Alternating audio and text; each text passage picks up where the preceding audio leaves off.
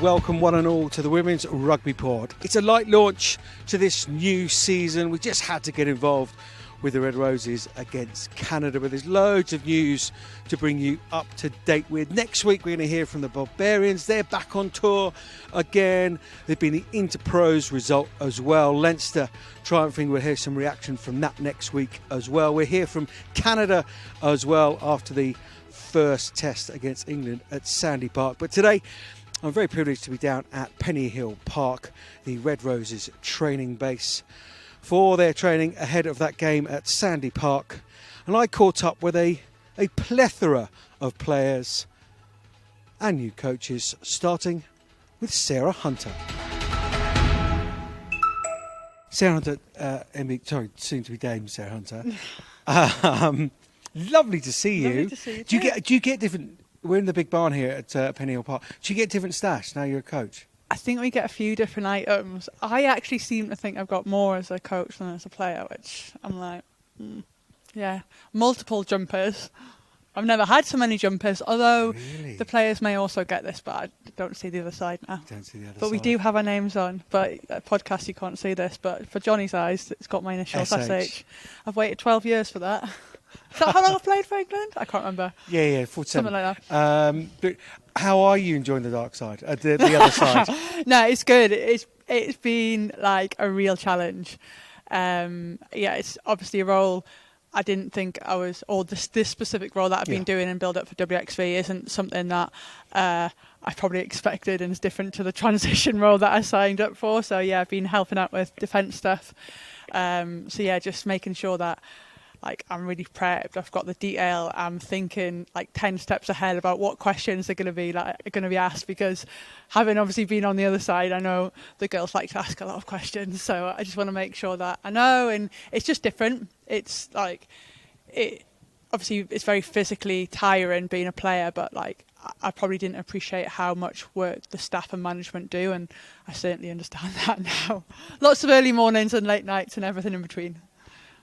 You've always been someone, and credited even this morning by your good friend Marlie Packer, always want to stand up and speak for the Red Roses, and nobody else wants to talk or whatever, and always done it beautifully, eloquently.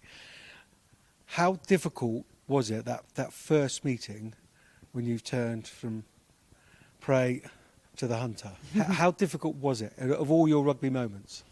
The girls made it really not easy for me, but they've been brilliant, genuinely so good. They've been understanding, they've been considerate, because it is pretty daunting coming out. I remember going into Chester, and I've never been so prepared ever for a coaching session or meeting. I literally think I wrote it about 10 times, gone through it. I just wanted to make sure I got it right, so actually they could see that I kind of knew what I was talking about.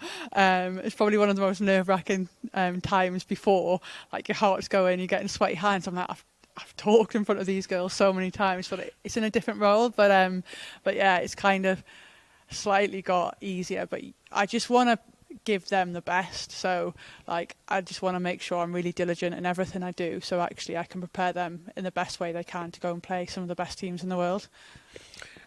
Somebody very, very clever said on a well-known podcast that you should be involved long before it was announced that you were involved. That rudder effect that you clearly have, but you've been there and seamlessly, from what I've seen out in the park there, just moved from player to coach. But you've been doing some of that at Loughborough anyway. I will get to my question. What slight changes? Because it's evolution rather than revolution, isn't it? So what tiny little bits and pieces have you seen and been involved with making those changes for this Red Rose squad this time round? I think post World Cup we talked about having more ambition from an attack point of view, and I think that's certainly something that I guess Lou Meadows as attack coach is tried to again evolve even more, just about how we want to play, where we want to attack, how we want to attack, what our shape may look like, what we do about our kicking game, and just I guess just evolving that next layer, and trying to, I guess we've got such talented players, trying to bring that out of them and have that confidence to go and be rugby players, and I guess play what's in front of them and play what they see. So yeah, there's it's definitely evolution, because I might be a bit biased here, but like the Red Roses were a great team and are a great team, so you don't need to throw the baby out with the bathwater. It's just about like tweaking where we want to go to with this group. And I think the girls have been brilliant in terms of like there's been a lot of information thrown at them over the last few weeks, throw into the mix of how hard they've had to work, and that's gone up again. So like Robin Eager, S&C is like pushed them even further, and I'm like, I'm glad I retired. Yeah. So they've having a lot of like different stimuluses thrown at them, and they've just like gone like, do you know what, we're going to buy into this, and they've been brilliant, really, really good. Been really impressed. Great way to start. Canada, tough old team, met them in the semi-final, at a good old venue down at Sandy Park, touching 10,000. It's a good way to start this new chapter. Yeah, it is. You know, you want to test yourself against the best, and what better way than one of the top sides in the world? And I was like, brilliant, no easy start for you as a new coach, and you go test yourselves against one of the best attack sides, see how you get on. But it's like what we need. Like we want to take our game to the next place, and by doing that, like we're only going to do that like by playing the best teams. And we always get great support down at Canada, but obviously Exeter have a few Canadians themselves, so they might have a few decisions on who they support. Do they support their local club girls, or do they get behind the Red Roses? So that'll be interesting. But yeah, pretty excited to go back to Sandy Park and see what the Exeter crowd can do for us. Well, ladies and gentlemen, she may have her initials on her tracksuit now and wearing slightly different bib out there and a whistle in her mouth, but she is still smiling, ladies and gentlemen. She's still the same. Sarah Hunter, thanks so much for joining us. Always. Sarah Beckett's here. We've just come in from the rain, so we're in the barn here at the England training camp. Sarah, how are you? Did you summer well? How's the fresh look Red Roses? Yeah, it's been good. It's been a new vibe. I think that's what we needed, a bit of a freshen up. It's been fun to be back in here with the girls. It's been nice to get back in with the girls. Yeah, so summered as well as I could. Obviously, it was a long season last season, and then straight back into it to prepare for this tournament. But yeah, I had a nice little break and then straight back into pre-season. When you said things have freshened up, what particularly are you talking about for you? Because everybody's going to have different ideas, but for you, where's that freshness?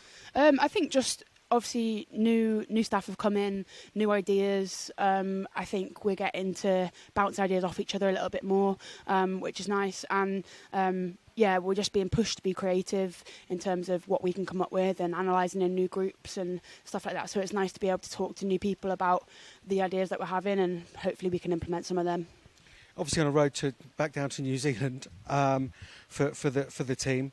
That's going to be exciting for you, but a couple of games against Canada now. What challenge do Canada possess for you? Canada are always really physical, super fit. They want to run you off the park. They want to hit you as hard as they can. So, yeah, it's always a really super physical battle, but hopefully we'll be able to match them up front and keep up with them, and then hopefully skill will come off with what we're trying to play like now. So, yeah. Enjoy playing at Sandy Park? Yeah, it's always good atmosphere it's there. Not Queen's home. It's not quite Queen's home. No, it's not. But yeah, they always get amazing crowds down there. They're very vocal, even when they're at Queen's home. Very vocal. So hopefully that support will turn up, not just for the Chiefs girls, but for all of us wearing the Red Rose at the weekend. Rosie Galligan, new club, new Red Roses outfit. How are you enjoying it thus far? Yeah, it's incredible. I think obviously coming back from a hamstring, this is going to be my first game since February. So very excited now just to get back on the pitch. It's been a really tough pre-season. I think everyone's found it quite challenging. There's been a lot of change, but I think we're starting to look like a really good and evolved Red Roses squad.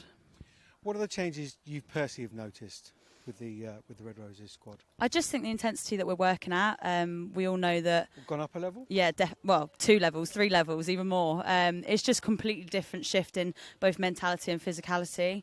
We're looking to be the fittest and the strongest team in the world, so there had to be some changes there, and we're definitely on our way up.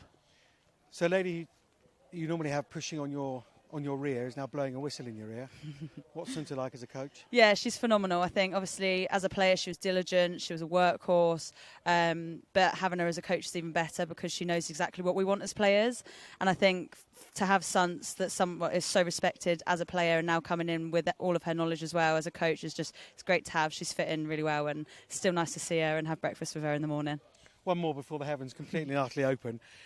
Without the likes of Abby Ward, Sarah Hunter, Vicky Cornborough, these kind of players, not there, Emily Scarrett. Are you taking more of a leadership role, and if so, are you enjoying that? Yeah, I think so. Obviously, there's that natural progression with those kind of players out. There's been a bit of a rebuild in the leadership team, and I'm now a bit of a part of that as well. Being able to work with Zoe Allcroft in the row, just to have a bit of a different outlook on line-outs and how we kind of take control of the team is slightly different to how Wardy would have done it. But everyone's got their own strengths in different ways, and me and Zoe are working it probably in a different way, slightly different way. But at the minute, it's working, and we'll see how we go in the games on the weekend. We're here with Lark Atkin-Davis, which many of you, perceptive you may realise that there's a name change. Many congratulations on the nuptials. Did you have a wonderful, wonderful day? Thank you very much. Yeah, we had the best day. Went very quickly, but was great to celebrate with all our family and friends. And yeah, just a dream come true, really. It was a really great day. And did you manage to slip away on a little honeymoon, or was that to come? Honeymoon is to come. Went back to rugby on the Tuesday after the weekend. So had a few days and then straight back to it to prep for these games and prep for WXV. These are the sacrifices you make. Choices. Choices. It's very good. Right on message. Look, huge weekend for you, starting your 50th cap. Debut Italy? Yeah, debut. Off the bench? No, debut. Game. My first cap was 2015, actually, out in Calgary against USA. Okay. But my first start was Italy. There you are. Yeah, terrible game, if I seem to remember. Can you quite believe that you've got to 50 and the journey you've come on? Yeah, I think it's gone quite quickly. Certainly over the past few years, to get 50 is a huge honour. I never take a cap for granted. Every time I put on that shirt, it's, like I said, just huge to play for your country. So, yeah, very excited to get to 50 and hopefully many more. And against Canada, who we all know very, very tough opponent, especially in that front five area. Yeah, absolutely. You know, we see it in the PWR or what was the Allianz Prem 15s. Lots of their front row playing that, so know some of them quite well. But yeah, they're certainly a really physical side, strong side, and we know that set piece battle will be a big one for us. New environment here, new coaches, some new fresh faces. How are you enjoying it, and which bits are you enjoying the most? All of it? No. Of course I'm enjoying it. No, I am actually loving it. Yeah, I think, like you said, new environment, lots of different faces in, new coaching staff. Yeah, it's been really exciting so far. Young faces in, seeing Maisie Allen get her first cap this weekend, hopefully. So that's massive, and a credit to the hard work that she's put in over these sort of pre-season blocks and the last few weeks. So, yeah, really exciting time to be a Red Rose, and excited to show what we can go and do on the pitch on Saturday. I'm Jill Burns, and you're listening to the wonderful Women's Rugby Pod. Marlie Packer, we're just coming from training where the weather changed completely. Marlie, I've been privileged enough to be at quite a few of these training sessions. There just seemed to be a lightness there. Just a freeness in spirit and possibly personality. Would that be one of the changes that has come about in this new Red Roses squad? Yeah, I think us as players, we take more of a lead in training sessions. And also training's been mixed up. So we're doing purposeful training to how we want to play. And actually it can make it really fun as well, as, you know, we're training really hard against each other, but, you know, we get enjoyment out of it and we're really pushing each other to the max. You know, we go over, split up backs and forwards do the normal bit of pushing and shoving, and backs seem to come back, not as hair ain't all over the place like us. It looks like they've had an easy session, but, you know, when we're reviewing it, I know me as a player, I watch the backs as well as the forwards, and they're being put through their paces as well. That's your 47th pre-season now, Marlie. Whoa! Where did the fire and the desire still come from? Still burning bright, clearly. Yeah, definitely. And I think with the change of the coaches changing, I think the way the Red Roses and where we want to go, actually, it's made that fire even brighter for me. And you've got the likes of your Maisie Allen, your Sadia Cabellas, Alex Matthews. You know, there's a list of back row players that are phenomenal and coming up through, and I still playing my part within that back row, and I hopefully still playing a pivotal part in that back row. But, that's where the drive is coming. I'm still learning. I was quite open and honest in a meeting like a couple of weeks ago where we got set a task to do some analysis, which we do this all the time. And I usually get a laptop, sports code, go to my room, do all my analysis and then come back out. But we've been pushed to use Huddle a bit more and clipping and then like sending it to coaches, sending it to other players. Like that's a bit far out of my remit. And you had the likes of Daisy and Maisie and them lot all doing it and making it look really easy. So I was like, oh, how'd you do that and how'd you do this? And then that night I sent my first couple of Huddle clips to coaches, which was quite funny, but it was just quite nice to be open that actually, we need to keep learning if we're going to keep evolving as people, but also as Red Roses, we need to keep learning and keep pushing each other, not just on the pitch, the stuff that we do off the pitch to then make us better Red Roses. Yeah, 100%. You're a constant. You're talking about some of the young players coming in there. You're a bit of a constant, but presumably some newer faces, some newer voices are emerging alongside you as leaders. Who's making their voices known? I think for at the moment, like we've had that bit of the baton turnover with Sunter retiring, then me taking over as captain, and I wasn't too sure whether I was going to still be captain this season, like with new coaches. But speaking to Mitch and speaking to the rest of the coaches, it was very much I was still going to be captain for England, which was really nice to hear, obviously, because I wasn't sure where I was going to sit in that.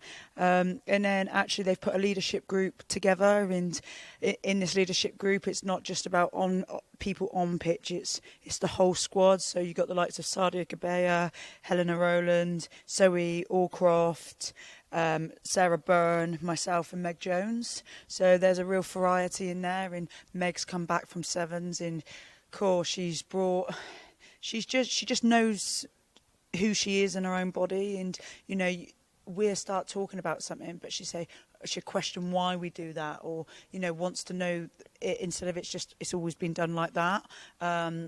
Also, just a little bit like she brings energy, actually just a freshen up of maybe how we've done things before, and then like the likes of Helena, Lark, and Sadia, they're different voices, but we got to make sure that every voice within the squad is heard for. So you're looking at those young players, different pockets of players, and making sure everyone's being heard within the group, and how we bring that together as a leadership group, whether that's the way selection comes out. We've had a change up of how that's happened. Some players liked it, some players didn't really like it, so we've gone back to the drawing board with that one, and actually come up with a new good plan for the way selection comes out next week. So actually I think it's making sure that the players are heard in what they're feeling.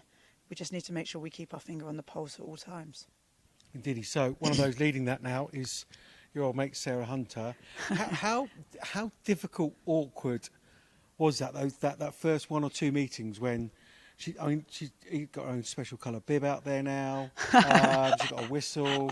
It's the whistle. Super glue to her it's hand. the whistle in the succession plan. That's what makes it different. No, to be fair, she's so diligent. Like we talked about her as a player, and she was so diligent in what she did, whether it was on pitch stuff to her off pitch recovery, nutrition, and she was always putting others first before herself. And that was the bit about Sarah Hunter, that as a player and a teammate, a friend for me, but always shone through, and made her the most capped player in the world at the end of the day for women's rugby. And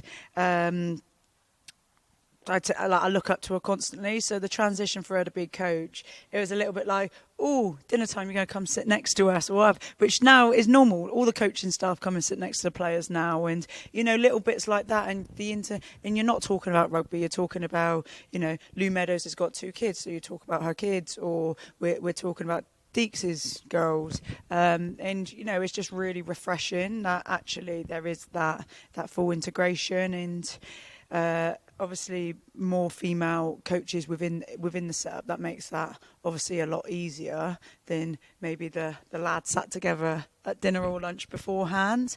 But going back to Sarah Hunter, actually, because she knows her detail, she knows her stuff and what she wants us to do, there's no,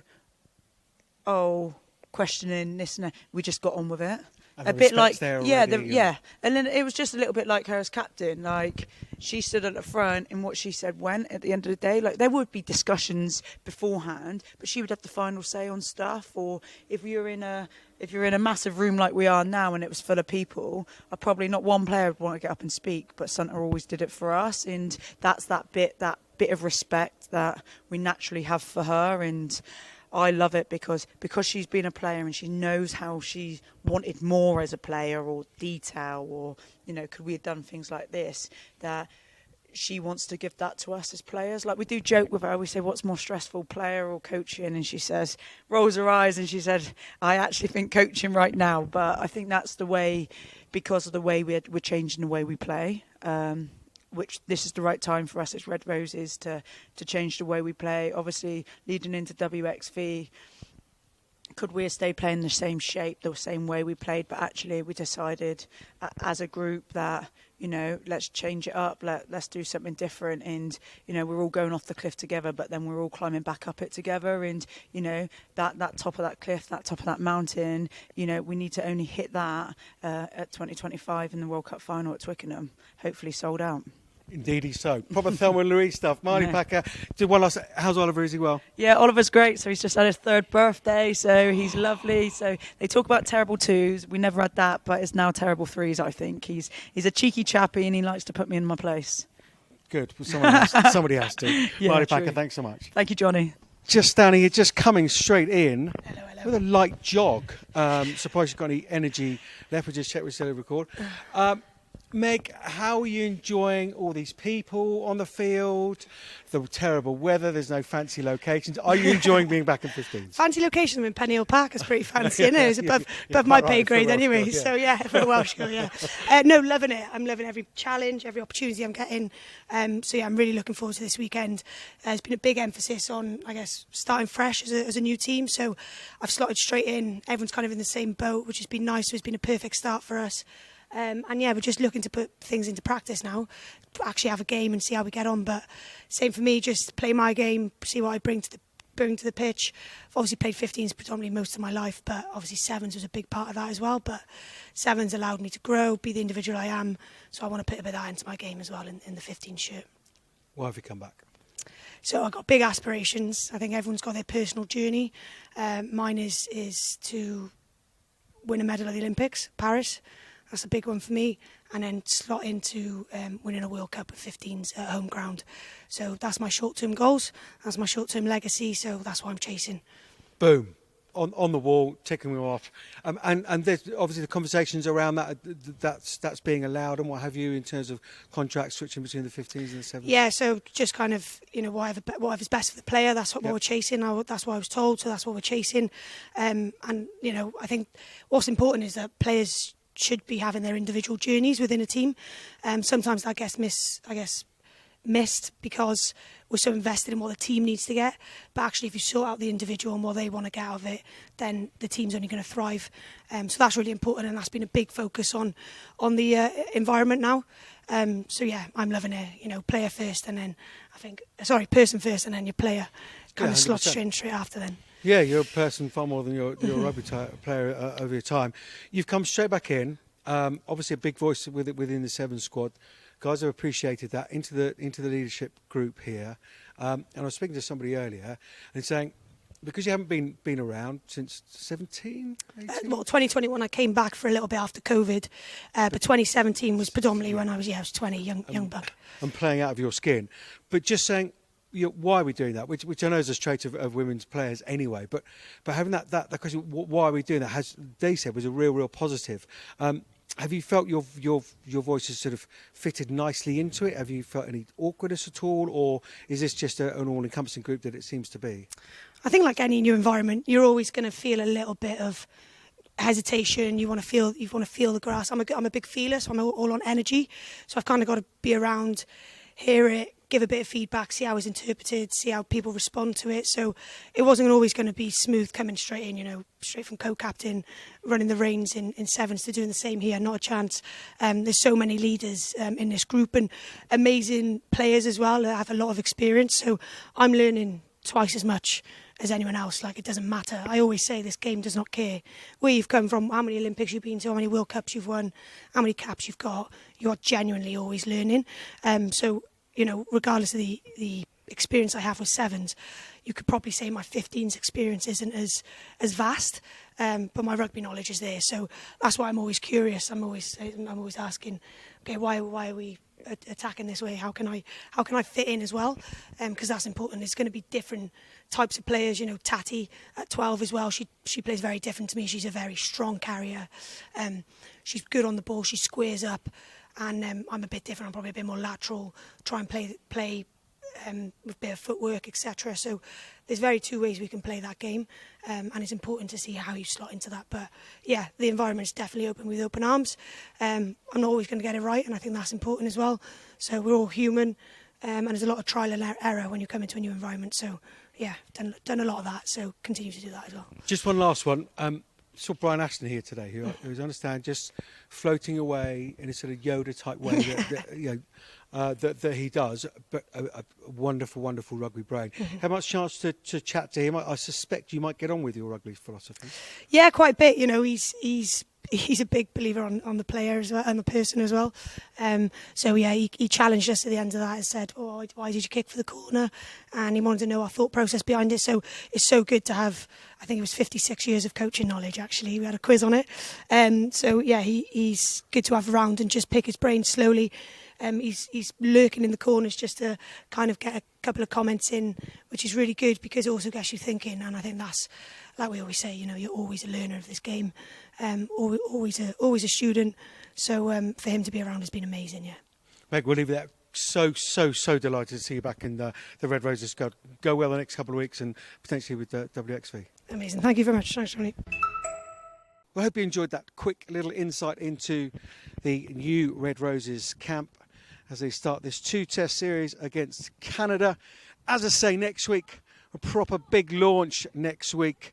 We're going to have some Barbarians players on, world-class Barbarians players, after they play South Africa this weekend. We'll hear from Leinster after the Interpros victory as well. We'll try and get some reaction from Auckland Storm as well. They've been victorious down in New Zealand. And we'll hear from Canada as well, sandwiched in between those two tests. So, the Red Roses ready for their first test. Welcome back to the new season. See you next week.